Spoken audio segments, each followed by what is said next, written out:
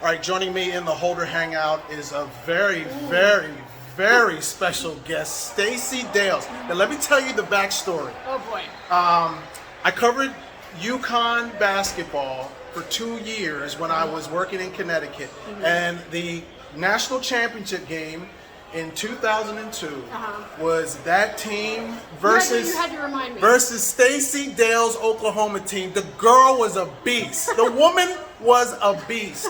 And now to see you in the broadcasting space and everything like that, 20 years later, it's so good to catch up with you. Yeah, no, it's great to catch up with you, and you just reminded me that we lost that game.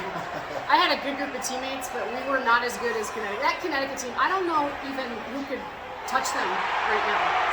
So I said that if Gino Auriemma, if you pour true serum into Gino Auriemma, that would be his favorite team. Yep. And Sue Bird would have been his favorite player because she was an extension of him on the court. She really right? was. I mean, they got applause like we just heard behind us at this football game, but it's great to see you always after all these years and see where your journey's gone to. Yeah, and it's great to see you, take this journey. So I want to first start with NFL, and then I want to start with end with some women's basketball. First, the NFL. What's it been like covering it for the NFL Network and things that you do? This is my 14th season, and I love it. I mean, I love the relationships, the players. Obviously, every year is full of new stories, and so you tackle those stories, for lack of a better pun, and go with the journey, and that's kind of what I've done. When people were interviewing you at Oklahoma and the reporters, is that where you got the bug to say, you know what, when I finish playing, I want to do that too? Or where did the bug come from? I think I just enjoyed it. I enjoyed, first of all, just galvanizing effective sport, and then for me, just communicating messages. I love being a conduit, right? Yeah. You can kind of understand that, and what we do, you get to be the conduit between the teams, the players, the coaches, and the fans. And how do you tell those stories to resonate with people and be that fly on the wall? So that's kind of what I like. What's the league perception of the Washington Commanders, honestly? Well, I think there's been a lot of, drama, and I think a lot of unfortunate, mishaps, mistakes, and some bad cultural elements throughout the years along the way.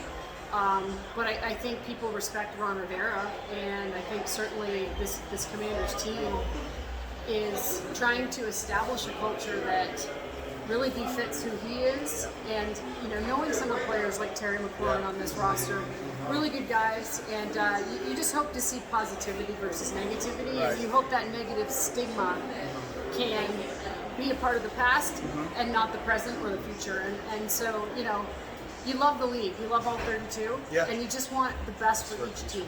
Yeah. Let's go to the WNBA.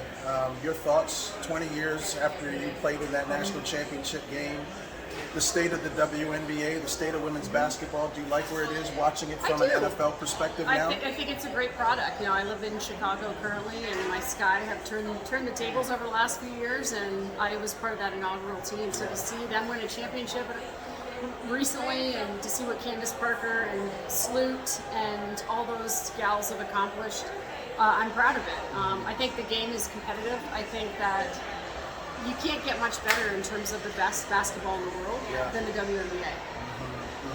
And then, do you miss playing basketball at all? No, injuries. My injuries are too many. They're, they remind me. They remind me of the good old days. I'll say that. So just standing up with a microphone is your speed right now? That's my speed. That's how I roll. Stacey, it's great seeing you. It's great to see you. Good to be with you.